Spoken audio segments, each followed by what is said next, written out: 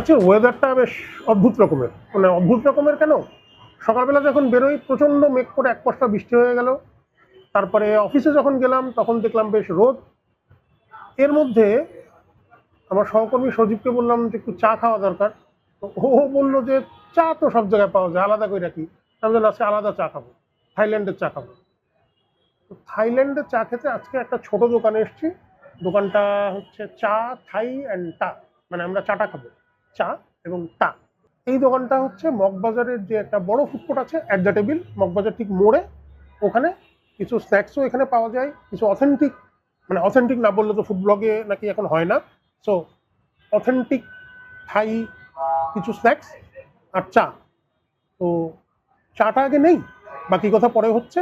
যে আমাদের দুটো চা আমরা অর্ডার করেছিলাম হচ্ছে থাই ক্রিম চিজ, আর একটা ছিল মানে চা থাই ক্রিম চিজ, আর এটা হচ্ছে মাচা লাতে ক্রিম চিজ। দুটোই ঠান্ডা। গরমের দিন গরম চা খাবো না, ঠান্ডা চা খাবো। খেয়ে দেখি কেমন। আর স্ন্যাক্সের কথা বলেছিলাম, স্ন্যাক্সটা রেডি হোক, ততক্ষণে চাটা একটু খাই, বাকিটা কথা পরে হচ্ছে। আসুন।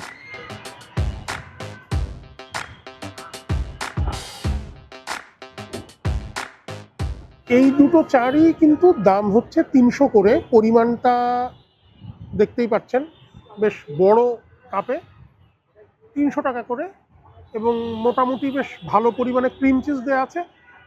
এই এই দোকানটার যিনি কর্ণধার তার সঙ্গে একটু আগে আমার কথা হচ্ছিল, এই ক্রিম চিজটা কিন্তু থাইল্যান্ড থেকেই আসে। এভাবেই কোটি কোটি মানুষের ঘরে দেশ জুড়ে ফ্রিজ একটাই, ওয়ালটন। মানে বাকি আদার যে ইনগ্রিডিয়েন্টস 99% থাইল্যান্ডের।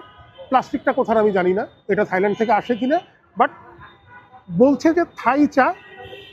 ওই আবারও একই কথা, ফুড ব্লগে বলতে হয় অথেন্টিক থাই চা।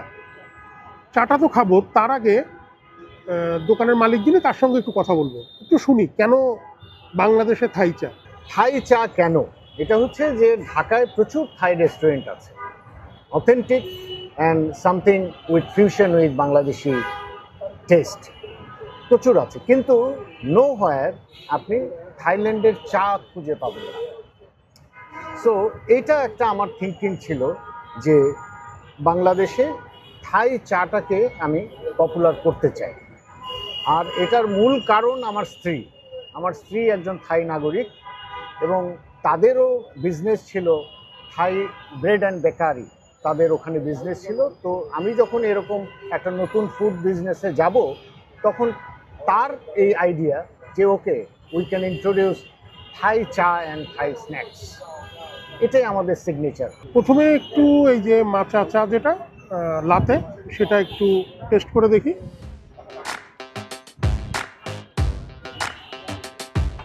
মাচা সম্পর্কে যারা জানেন, যারা খেয়েছেন তারা জানেন যে এটা গ্রিন টির পাউডার ভার্সন। এটা কিন্তু একটু তিতকুটে হয়, এটা তিতকুটে না। কেন না? কারণ এটাতে দুধ দেয়, দুধ দেওয়ার কারণে ওই তিতকুটে ভাবটা এখানে নেই। ক্রিম চিজ তো আছেই। একটু বারবার নেড়ে খেলে ওনারা বললেন টেস্টটা নাকি বেটার পাওয়া যায়, দেখা যাক।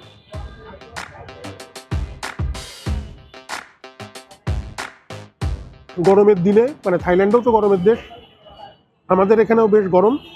এই মাচা লাতে যথেষ্ট ভালো খেতে, রিফ্রেশিং।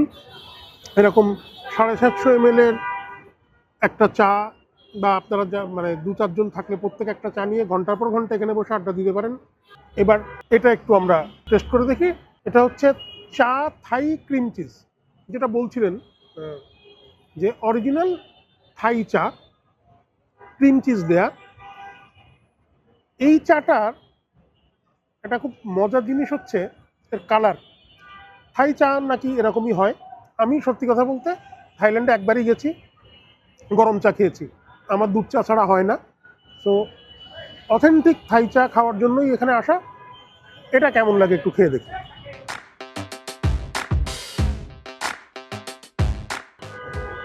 একদম খুব লাইট ফ্লেভারের চা, ক্রিম চিজটা আপনি বুঝতে পারবেন। অন্য অনেক কিছু দিয়ে এর স্বাদকে ডোমিনেট করা হয়নি। যেরকম একটা ঠান্ডা চা ক্রিম চিজ দেয়া খেতে হয়, ঠিক সেরকম, এবং আড্ডা দেওয়ার জন্য একটা অত্যন্ত ভালো অনুষঙ্গ। ঘন্টা 1.5 ঘন্টা 2 ঘন্টা এই 750 ml চা নিয়ে বসে আরামসে উড়িয়ে দেওয়া যায়। চাটা তো খাচ্ছি, তা খাইনি এখনো, তা আসবে। এখন কেউ যদি বলেন যে এই দুটোর মধ্যে আমার ভালো লেগেছে কোনটা, আমি অবশ্যই এটার দিকে যাব, মানে মাচার দিকে। খুব ভালো স্বাদ। তার প্রথম আইটেম হিসেবে আমরা নিয়েছি বাটার পার্সলে গার্লিক টোস্ট, পাউরুটি, তার উপরে বাটার এবং গার্লিক পার্সলে একটা বেশ প্রলেপ। বানানোটা একটু দেখে আসুন।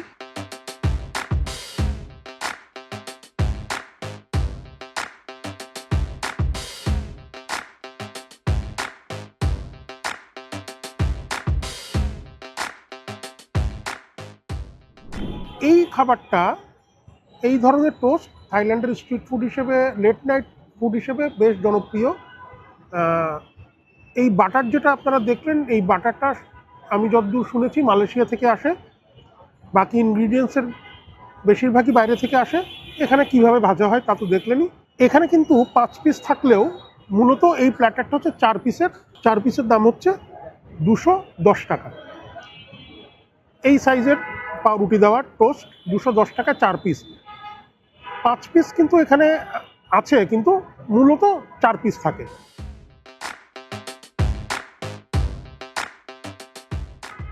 বানানোটা তো দেখলেনই, তখন এটা কিন্তু জাস্ট গ্রিল করা। যে বাটারটা মাখানো থাকে ওই বাটারটাই, এটা বাটারেই এটা ভাজে।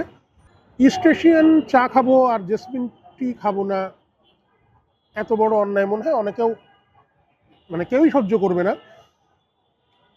মানে বলা যাক শেষ পাতে জেসমিন টি, লেমন হানি দেওয়া জেসমিন টি, দারুণ।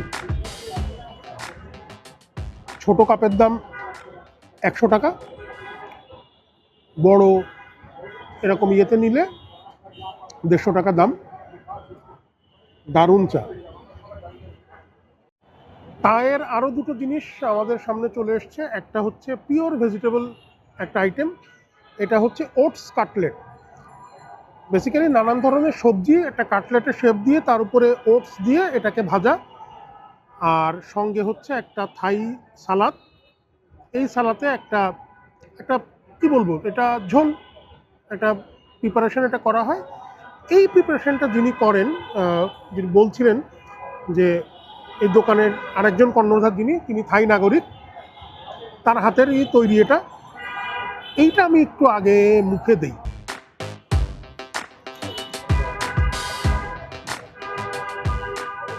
এটাকে নাকি থাইল্যান্ডে বলে থাই আচার। একটু মিষ্টি স্বাদ, ফিশ সস আছে, তবে সেটা খুব নমিনাল। মানে অনেকে আছেন যে ফিশ সসের ফ্লেভারটা নিতে পারেন না, তারা যদি মনে করেন যে থাই এই খাবারটা ফিশ সসের আধিক্য থাকবে, মোটেই না। মোটামুটি বাঙালি প্যালেটের সঙ্গে মিল রেখে যতটুকু পারা যায় সেই অথেন্টিসিটি তারা রক্ষা করেছে। এই খাবারটা যে থাই খাবার, মানে কাটলেটটা তা নয়। কাটলেট তো আমরা জানি, এটা আমরা উত্তরাধিকার সূত্রে ব্রিটিশদের থেকে পেয়েছি। এই ভার্সনটা, এই চা থাই অ্যান্ড টা, তাদের ভেজিটেবল কাটলেট, অনেকেই আছেন আমিষ খান না, তাদের জন্য এই অপশনটা। খেয়ে দেখি কেমন। এভাবেই কোটি কোটি মানুষের ঘরে দেশ জুড়ে ফ্রিজ একটাই, ওয়ালটন। বেশ নরম, কিন্তু মানে আমরা তো কাটলেট মানেই বুঝি রেলওয়ে সেই বিখ্যাত কাটলেট, শক্ত জুতোর তলার মতো, টেনে টেনেও ছেঁড়া যায় না। এটা মোটেও সেটা না, খুব নরম। দেখলেনই তো আপনারা, খেয়ে দেখি।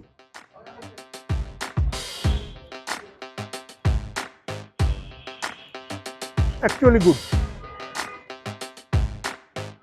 আমি বলেছিলাম না যে নিরামিষ খেলে আমার শরীর খারাপ করে, এটা খেলে শরীর খারাপ করবে না। এটা আসলেই ভালো খেতে। অ্যাটলিস্ট আমি বলবো ট্রাভিস্টিক খান না চা খান না কী খান জানি না, এই কাটলেটটা খাওয়ার জন্য একবার হলেও আপনাদের ঘুরে যাওয়া উচিত। অ্যাট দ্য টেবিল মগবাজারের চা থাই অ্যান্ড টাতে। আমার ধারণা আপনাদের ভালো লাগবে, শরীর যেন বেশি খারাপ না করে, মানে আমিষ খেয়ে। এই জন্য ক্র্যাবস্টিক ফ্রাই, একদম চিকন চিকন করে কাটা ক্র্যাবস্টিক, ইমিটেশন ক্র্যাব যেটা, সেটার বেশ ভালো।